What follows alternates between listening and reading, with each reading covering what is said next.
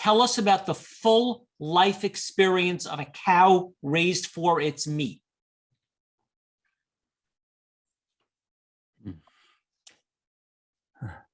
Well, I mean, it's going to be very similar to what we've been saying about all these animals. The cows, in a way, very often have it a little bit better than the other animals, in the sense that they're still, in most cases, at least in the United States and many parts of the world, after they're born, of course, they're castrated, the males, and dehorned very often, painful procedures and so forth, but branded very often. But then they can live very often. You'll see them out in somewhere in a pasture or field for a while, but then they usually go to be fattened up after a year or so. And that's hyper confinement and massive amounts of the toxic manure that piles up. And you just drive along Highway 5 in California, you see mountains of manure, and you see these animals. You know, we lived in an RV. We've seen all. It's ugly. It's just the ugliest thing. It stinks. It's ugly. It's violent. And these animals.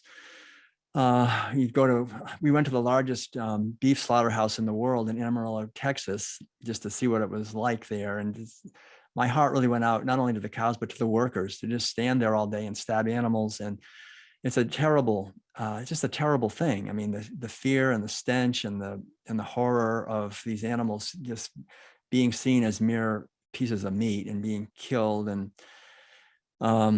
so it's a huge amount of violence. And these are big, powerful animals, of course. And so the bigger and more powerful they are, the more violence has to be used on them in many ways. I mean, they very often, when I talk about it in the World Peace Diet, they very often die piece by piece.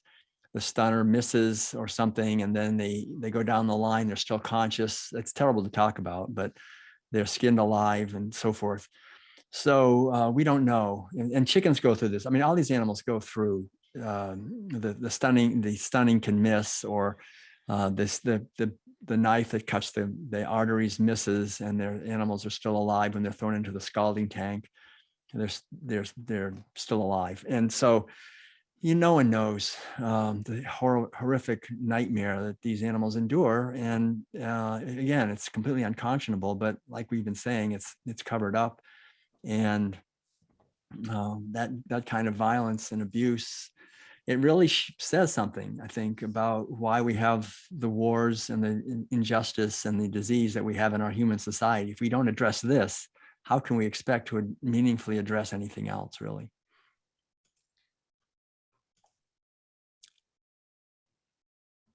I'm sorry. That are waiting for me. Go ahead. Sorry, go ahead. Oh, sorry. I just was saying that I have to take a departure because I have twins that are waiting for me, and we have dinner together. And so I don't want to miss that, but I'm so grateful to have this time with all of you. And thank you so much. Wish everyone all blessings, and thank you for listening and being a part of this. We've talked about some heavy stuff and some sad stuff, and it can be hard to face. But of course, when we know, we can act, right? We can participate with that knowledge. We can, of course, spread the word and contribute to a world where this doesn't have to be the norm. And so I want to thank all of you for helping, hopefully, to build a more compassionate, a more ethical, a more loving, a more vibrant, a more beautiful world. And thank you, Steve, and everyone who's been here tonight. And all right. It's been great to be with you. Thank you. Thanks. Thank you. Benny, would you like to ask a question? Benny, where are you from, and you'd like to ask a question? Joe, would you like to ask a question? And where are you from? Yes, I would. I'm from Long Island, New York. Excellent presentation. Thank you very much for this tonight.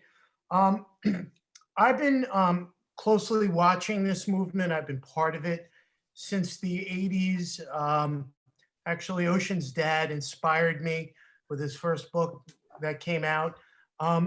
The troubling thing that I've noticed over all of these years is that the movement hasn't really progressed in terms of its ability to be more effective against the forces that we're working against. So it's a little disheartening to hear the war. I'm going to use that word. Unfortunately, I hate that word.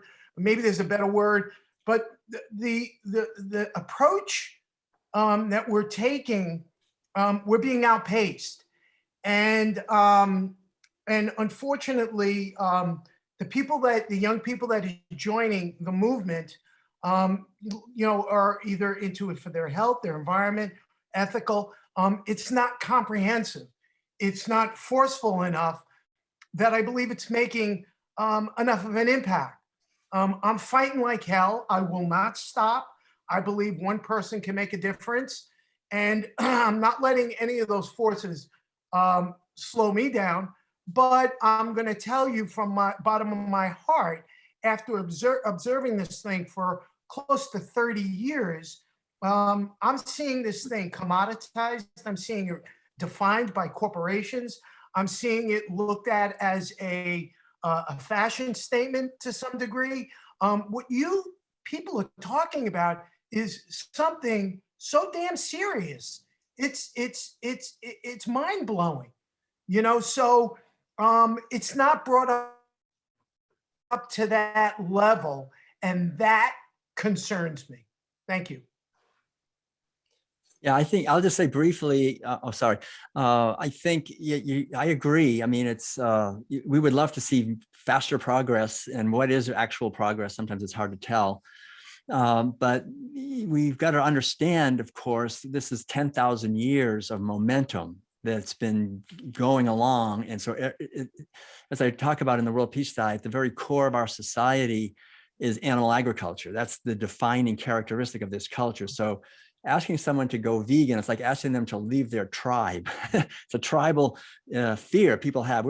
If people were rational and logical, like Charles is, right? If the whole world would be vegan. We would all be vegan a long time ago. But we're not rational, really. We're tribal. And so this tribal mentality, everybody wants to just get along, be part of their tribe and fit in. And food is the main way that we bond with each other and with the tribe. And so you tell someone I'm a vegan, it's like you're from another tribe. And I remember when I was watching some ducks in Switzerland, I was realizing the mother duck, what she was doing was teaching her little ducklings, eat this, don't eat that, right? It's the most number one powerful, important teaching of all species, from the parents to the offspring, is food. And so when we come along with our vegan message, we're basically going against the most powerful teaching. You don't question the food of your parents. That's the survival. So and the tribal survival. So it has huge overtones. And so I think we have to understand that, and then use our, like Hope was saying too, use our capacities skillfully. And I used to, when in the beginning, I wanted to just shake everybody till they went vegan. I said, I'm just not going to stop shaking you till you go vegan, because I thought, so you've got to do it. It's like critical.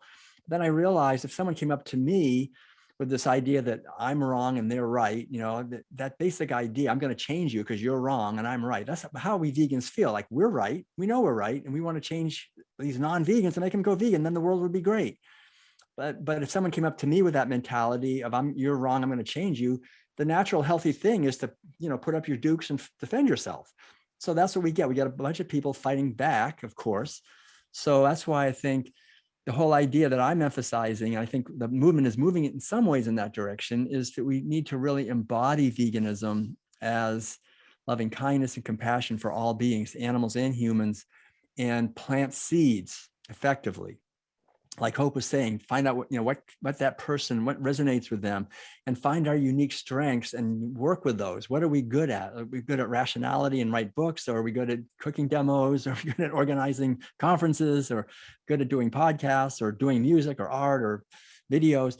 And just do your love. We're only here for a few decades on this earth, no matter what. I mean, realize that this has been going on for thousands of years. We're here for a few decades. The whole thing has come to a head. It's at a critical point. We need a vegan revolution. Absolutely. So we're here for a few years. Just if each one of us just does our best and supports each other in doing our best, and I don't think we should be criticizing other activists. Just everybody has their way.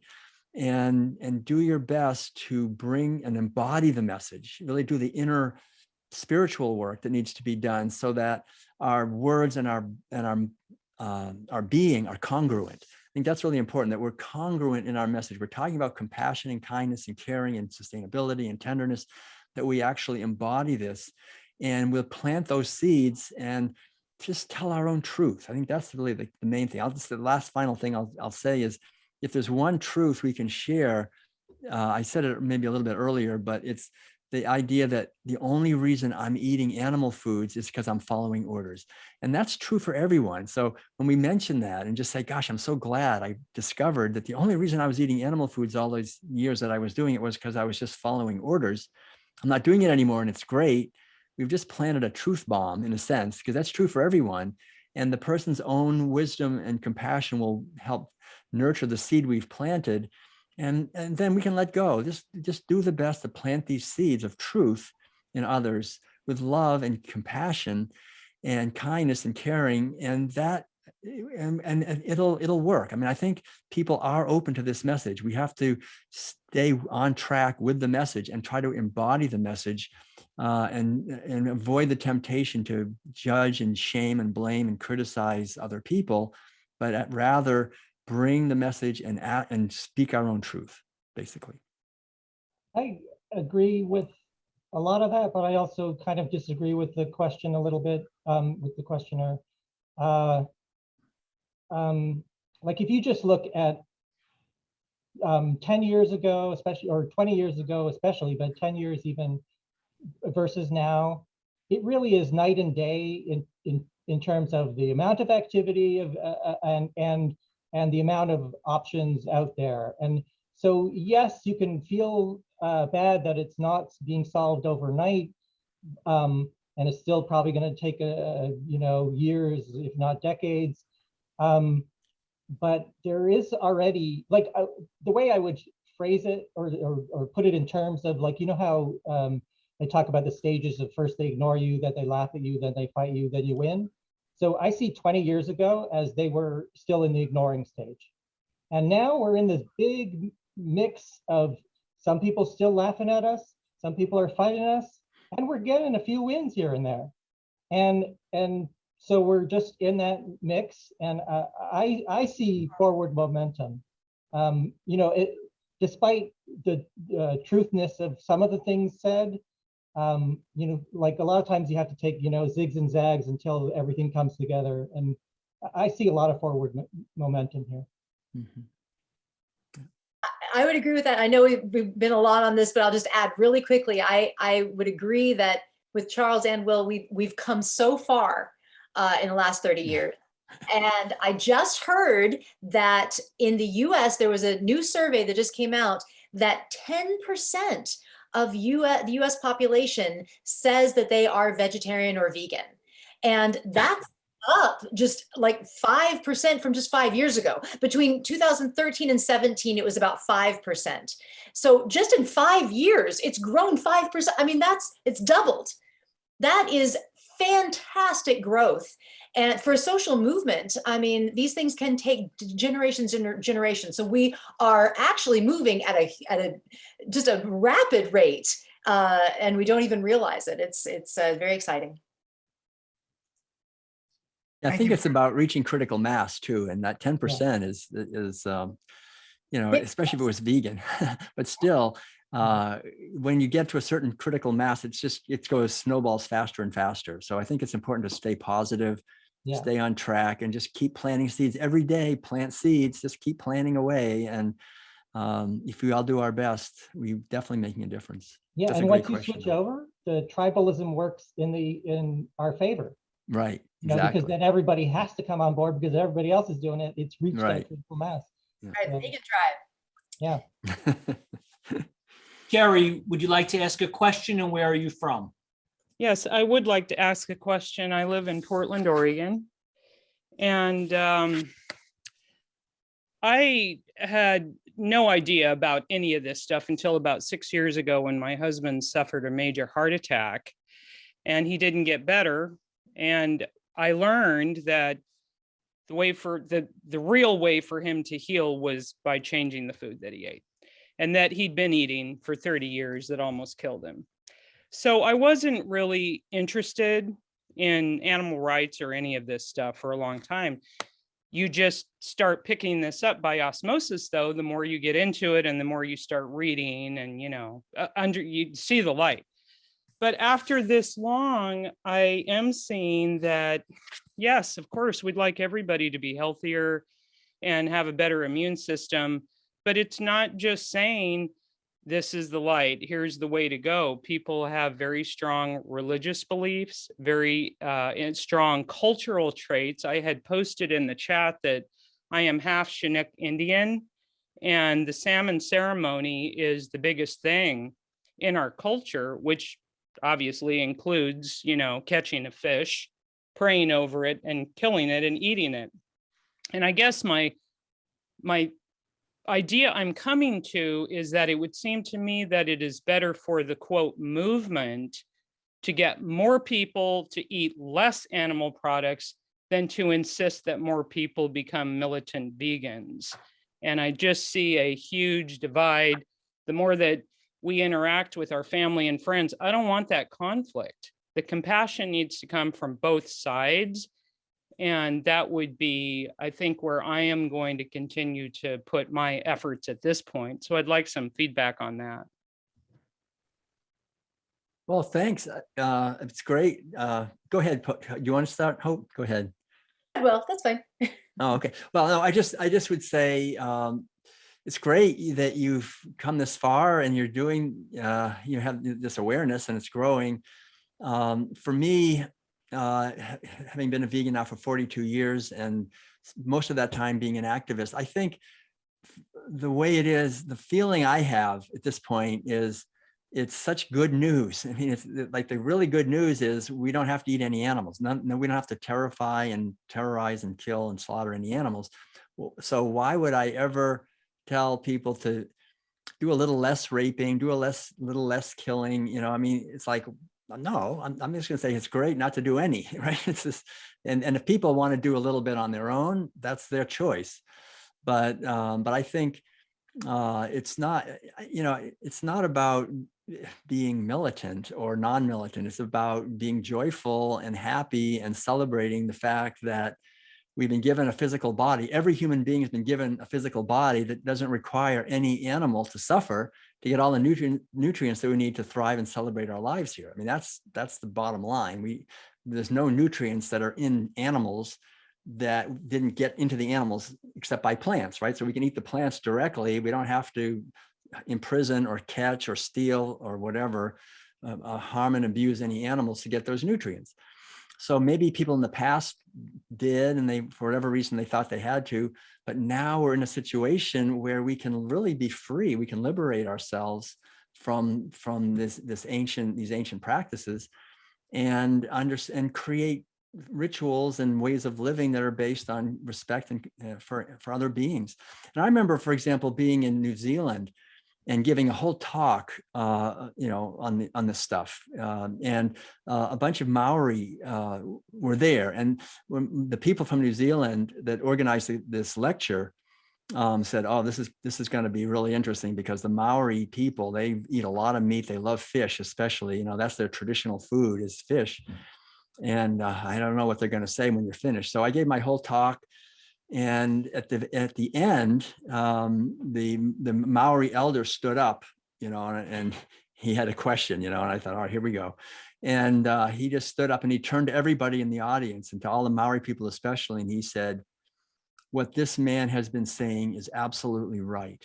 We no longer should be engaging in behavior that causes terror and fear and pain to others and is harming our environment, is harming other living beings. This is the real way that we should be going."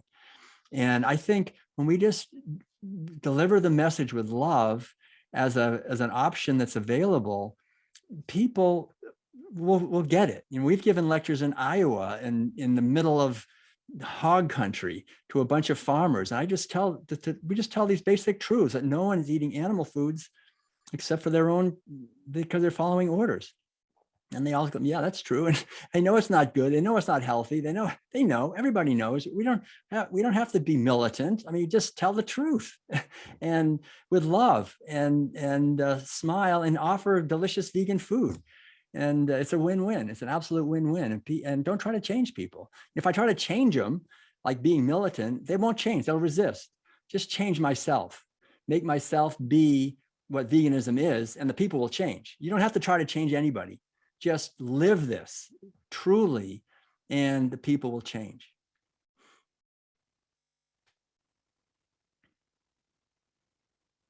Sherry, would you like to ask a question, and where are you from? Are you speaking with me? Yes. Hi. I am in central Delaware. And oh, wow, I live right in the middle of poultry country right now, although I didn't always. I spent the better part of my 40s in North Carolina being a certified wildlife rehabilitator.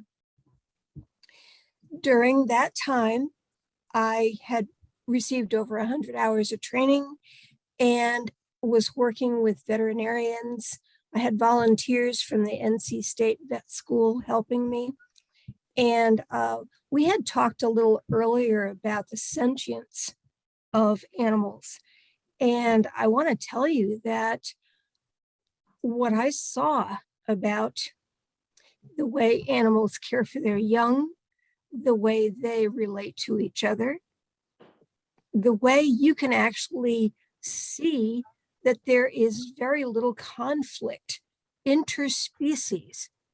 And by that, what I mean is that, for instance, I had a raccoon that I had raised from 2 days old. A tree had been cut down. The mother, cradling her babies, had been cut in half by a chainsaw, and 2 of the other babies had been killed.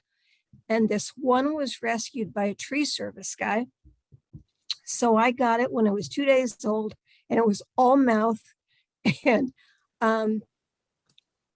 I raised that baby. I used to wear a ghost, what they call a ghost, when I fed the baby, which was a translucent piece of fabric. So the baby raccoon couldn't tell it was a human feeding it. And anyway, baby raccoon grew up, and on one particular day did not want to go back into its enclosure, and off it went. A year later, it came back with 3 babies of its own, came up on the porch, stole vanilla wafers out of my hand, and showed the babies where the cat food dishes were. Now, the cats didn't care. The dog didn't care. They were all getting along fine.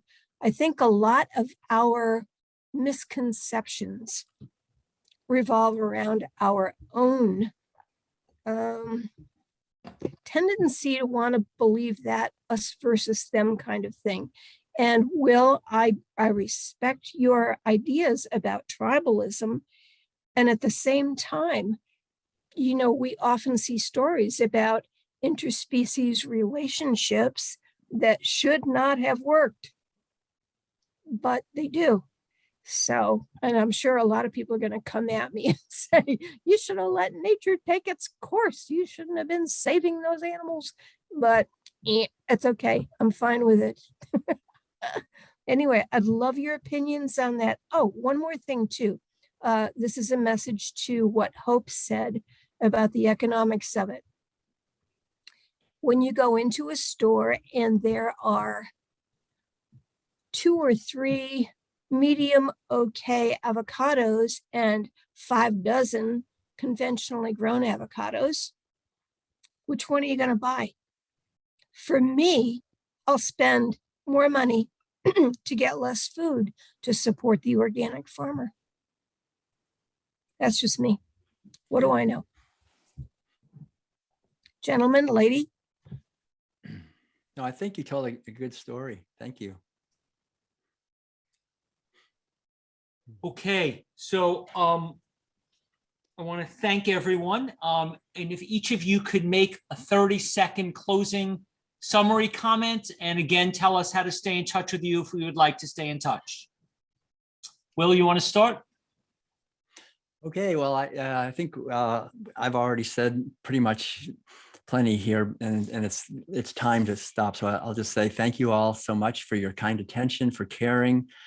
Let's go forth and multiply the message of compassion and kindness and health and sustainability and freedom and respect for the sovereignty of all beings. And I think, this life, as I say, I think a spiritual approach is critical, that we understand our purpose in this life and that we see the purposes of others and honor them and deepen our own awareness of the interconnectedness of all life and do the inner work so that we can actually embody this, what veganism is, which is loving kindness and inclusiveness for all beings. I think that's really the core teaching here, and to do everything with love and kindness and compassion and question the official narratives in our society. So please do stay in touch with me if you'd like in any way, willtuttle.com or worldpeacediet.com. You can sign up for our newsletters. We have trainings. We have, you saw it before, all the videos. My wife, Madeline, has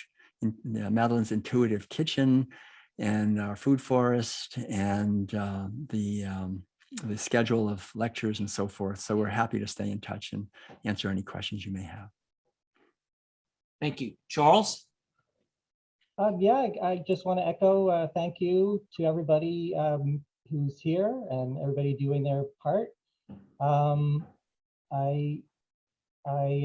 guess if anyone wants to be in touch, I think you could reach me from the Medium site that was listed before, so that's probably a good way. And for anybody who knows somebody who they're not getting anywhere with, because they're just saying, oh, you're just being irrational and animal rights is irrational and I'm a logical person, then you've got a book to get. So Meet Logic. Thank you. Hope? Yeah, I was honored to be on this panel.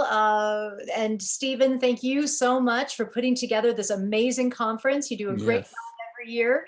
I'm honored to be part of it.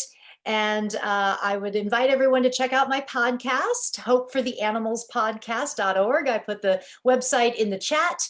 And also my work with my nonprofit, Compassionate Living, I put that in the chat as well. So if you want to get in touch with me through either of those channels, you're welcome to. I would love to further the conversation. And thank you for your compassion, and take it out into the world and live vegan.